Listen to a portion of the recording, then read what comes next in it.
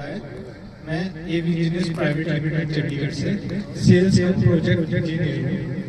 हमारी company basically HVAC and R solution provider है, heating, ventilation, air conditioning and refrigeration.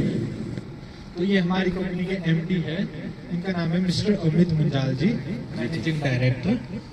विशाल है, ये इस रीजन में यही यहाँ पे डील करता है, ये सेल्स एंड प्रोजेक्ट इंजीनियर है। तो हमारी कंपनी का बेसिकली आज इस सेमिनार को कंडक्ट करवाने का मेन मोटिव ये था कि आप लोगों को सॉल्यूशंस के बारे में बताना कि आप लोगों के लिए क्या क्या सॉल्यूशंस हो सकते हैं या जो प्रोवाइड करते हैं हमारी कंपनी। बेसिकली हमारी कंपनी इस रीजन में हीटिंग सॉल्यूशंस प्रोवाइड करेगी आप लोगों को। हीटिंग सॉल्यूशंस में पहले room heating, floor heating. Room heating दो तरह से हो सकती है, एक फ्लोर के थ्रू, एक एयर कंडीशनिंग से। एयर कंडीशनिंग यहाँ पे वर्कआउट नहीं करेगा क्योंकि आपका टेम्परेचर बहुत ज़्यादा, एम्बिएंट टेम्परेचर बहुत ज़्यादा लो होता है, नेगेटिव में, तो वो यहाँ के लिए बेस्ट सॉल्यूशन नहीं है।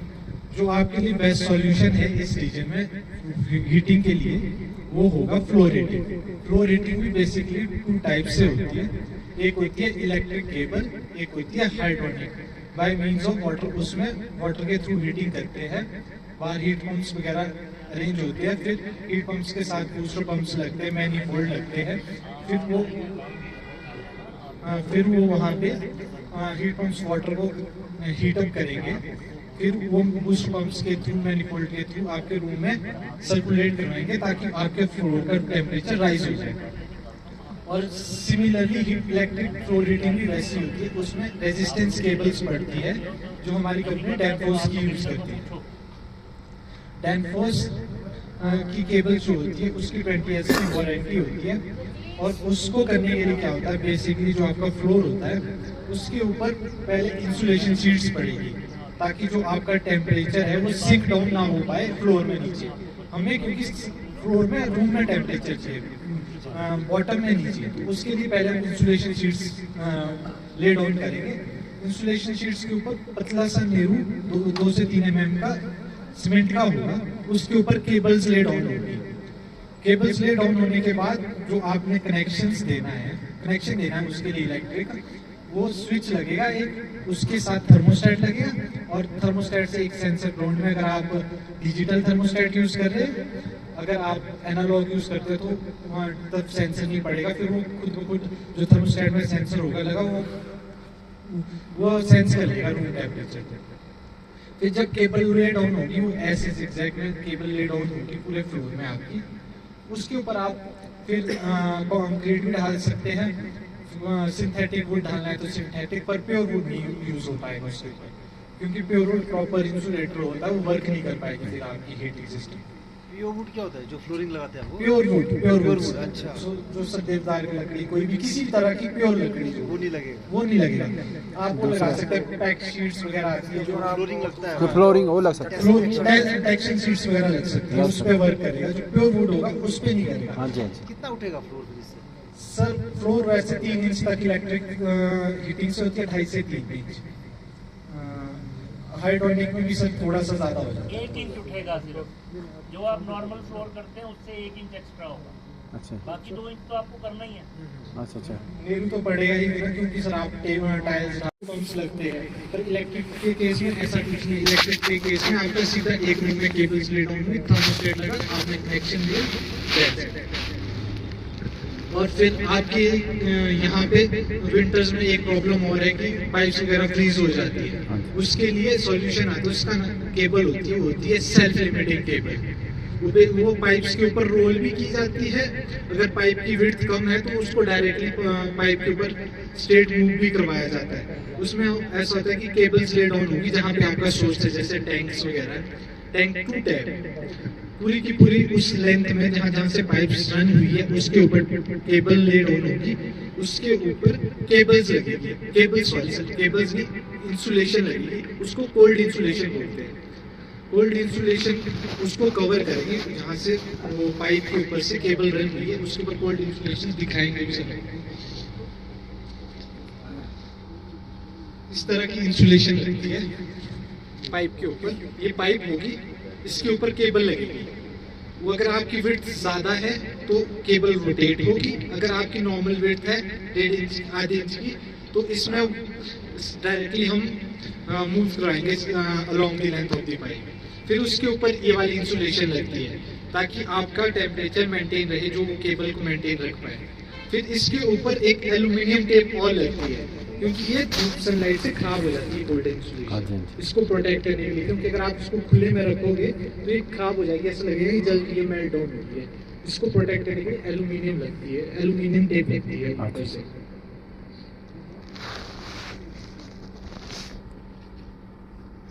तो फिर ये सेल्फ लिमिटिंग केबल्स हो गई और मैं दिखाता भी हूँ सेल्फ लिमिटिंग केबल। इसको सेल्फ लिमिटिंग केबल बोलते हैं। ये 33 वॉट की केबल होती है। ये इसकी और भी वॉट रेटिंग्स होती है, 25 वॉट की भी आती है, पर हम बेसिकली 33 वॉट ही देते हैं क्योंकि प्राइस सबका सेम है, 25 और 33 वाले। आपको यहाँ पे कोई सॉल्यूशन ऐसे भी प्रोवाइड कर रहा होगा कि हाँ हम सेल्फ लिमिटिंग केबल प्रोवाइड कर रहे हैं, पर आपको वॉटेज नहीं दिखाएंगे। वॉटेज वो 10 वॉट की भी प्रोवाइड कर सकता है। 10 वॉट का मतलब है कि वो आपकी केबल ज़्यादा लगेगी उस लेंथ में। अगर ये आपका सिंगल लेंथ में रन कर रही है तो वो आपको 10 वॉट वाली उसी हीट को जनरेट करने के लिए रोटेट करके लगानी पड़ेगी, उससे आपकी लेंथ ज़्यादा हो जाएगी। भले ही उसकी कॉस्ट कम होगी पर लेंथ भी इंक्रीज होने के साथ उसकी कॉस्ट इससे भी ज़्यादा हो जाती है। तभी हम 33 वॉट को बोलते हैं। और क्योंकि 33 और 25 वाले की प्राइस भी इसमें तब हम 33 प्रेफर करते हैं क्योंकि बेस्ट सॉल्यूशन यही है। फिर यहाँ पे हीटिंग में आप लोगों को जो और भी सॉल्यूशन है वो भी हम प्रोवाइड कर सकते हैं। जैसे पार्किंग वगैरह में अगर आपको फ्री सॉल्यूशन लगाने हैं, आज बर्फ लगाने के लिए पार्किंग्स वगैरह में वो भी सॉल्यूशंस है। फिर जो वगैरह में आपके बर्फ वगैरह जम जाती है उसके लिए अलग सॉल्यूशंस है। तो फिर ऐसे ऐसे करके हमारे पास ये सब सॉल्यूशन है। बाकी जो भी डाउट्स वगैरह है वो सर डिस्कस करेंगे।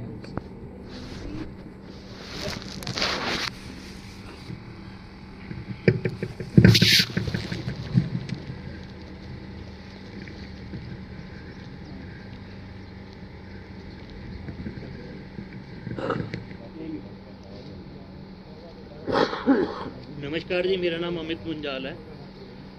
वैसे लोग मुझे प्यार से शिवाय अमित भी बोलते हैं क्योंकि मैं शिव का भगत हूँ। ठीक है। जो हम यहाँ पे हीटिंग की बात करने के लिए आए हैं, इस रीजन में सिर्फ हीटिंग की रिक्वायरमेंट है, कूलिंग की कोई ऐसी रिक्वायरमेंट नहीं है। हीटिंग के लिए दो ही चीज़ें हैं, या तो आप एयर को गर्म कर लो या आप पानी को गर्म कर लो। या आपके पानी की पाइपें फ्रीज होंगी या कमरे में आपको लगेगा कि अंदर अगर गेस्ट है उसको हीटिंग चाहिए। और भी हीटिंग के कई तरीके हैं जिससे हीटिंग हो सकती है, लेकिन बहुत सारे तरीके हैं जो कि हीटिंग में कामयाब नहीं है जब टेम्परेचर -10, -15, -20, -25 हो जाता है। जैसे पारुल ने बताया कि पहला तरीका है हीटिंग का कि आप केबल्स बिछाओ। वो केबल्स अंडर फ्लोर बिछानी पड़ती हैं। मतलब कि वो फ्लोर डालने से पहले लगेंगी, फ्लोर डालने से बाद में नहीं लगेंगी।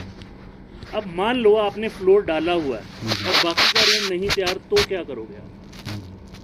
या आपको टॉयलेट में या बाथरूम में हीटिंग करनी है, उसमें क्या करोगे? कुछ लोग क्या करते हैं, होटल बनाते हैं, बाथरूम में टॉयलेट मतलब जो नहाने का एरिया उसको अलग कर देते हैं और बाकी एरिया को अलग कर देते हैं। जो बाकी का एरिया उसके नीचे केबल बिछ सकती है आराम से, लेकिन जो नहाने का एरिया अगर आपको उसको भी हीट करना है तो आप उसके नीचे केबल नहीं बिछा सकते। करंट का डर। ये नहीं है कि शॉक लगेगा, शॉक नहीं लगता। ये जो केबल है अगर आप देखो तो इतनी स्ट्रांग है कि शॉक कोई नहीं लगता। लेकिन क्या होगा, जब गर्म पानी, जब नहाने का गर्म पानी ऊपर गिरेगा तो केबल भी गर्म है और पानी भी गर्म है, तो केबल ओवरहीट होके ब्रेक हो जाएगी और कुछ नहीं होगा। उसका क्या सोल्यूशन है? उसका सोल्यूशन ये है कि जो जितना एरिया आपने नहाने का रखा हुआ है उसकी वॉल्स में केबल को रोटेट कर दो। ज़रूरी नहीं है कि फ्लोर में ही करना है, उसकी वॉल्स में भी कर सकते हो। इसका मतलब क्या है कि आपका रूम अगर तैयार है और फिर भी फ्लोर भी तैयार है, आपने पत्थर लगा दिया, मार्बल लगा दिया, और फिर भी अगर आप फ्लोर हीटिंग करना चाहते हो या रूम हीटिंग करना चाहते हो केबल से, तो केबल्स आप वॉल पे घुमा सकते हो, ऊपर नीचे करके वो घूम जाएंगे, तो आपका रूम हीटेड हो जाएगा। उसके बाद बात आती है हाइड्रोनिक हीटिंग की। ये तो केबल्स की हीटिंग करना एक बहुत पुराना मेथड है, अच्छा it is very old method. उससे भी पुराना मेथड क्या है, पहले सब कुछ लोग पानी से किया करते थे।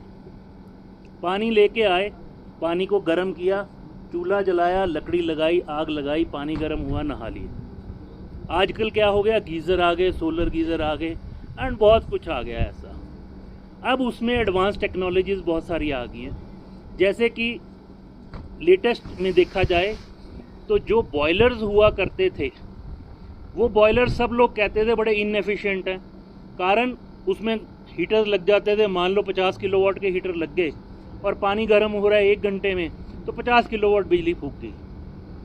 अब आपने टेम्परेचर मान लो -25 है, कोई और चीज़ कामयाब नहीं है, तो आपको बॉयलर ही लगाना पड़ेगा। लेकिन आजकल सिस्टम क्या है कि ये सारे जो काम होते हैं ना, ये 3 चीज़ों पे काम होते हैं, टेम्परेचर, प्रेशर और फ्लो। इसकी जो इंजीनियरिंग है सिर्फ 3 ही चीज़ों पे है, टेम्परेचर, प्रेशर और फ्लो। अगर आप प्रेशर को चेंज कर दो तो आपका टेम्परेचर ऑटोमेटिकली चेंज हो जाता है। इसलिए आजकल जो एडवांस्ड बॉयलर्स आते हैं, हम अभी ट्रेड नहीं करते हैं उसमें, लेकिन जो एडवांस बॉयलर्स आते हैं वो प्रेशराइज्ड होते हैं। अगर आप 50 किलोवाट का प्रेशराइज्ड बॉयलर लोगे, जैसे कि चंडीगढ़ से रोपड़ की रोड के ऊपर चीमा बॉयलर्स है, आप उनसे ले सकते हो, महंगा पड़ेगा नो डाउट, लेकिन 50 किलोवाट की जगह वो 25 किलोवाट ही बिजली कंज्यूम करेगा और उतना ही पानी 1 घंटे में गर्म कर देगा आपको। बहुत लोगों को पहाड़ों में ये चीज़ें पता नहीं है, क्योंकि उनकी उस दुनिया से इंटरेक्शन कम है, लेकिन ये सब चीज़ें अवेलेबल हैं। हमारे पास क्या सिस्टम है, हम हीट पंप देते हैं। आजकल हीट पंप बहुत पॉपुलर हैं। पहले हीट पंप आया करते थे -10 डिग्री के लिए, आजकल वो आते हैं -25 डिग्री तक के लिए। तो आप हीट पंप से पानी गर्म कर सकते हो। होटल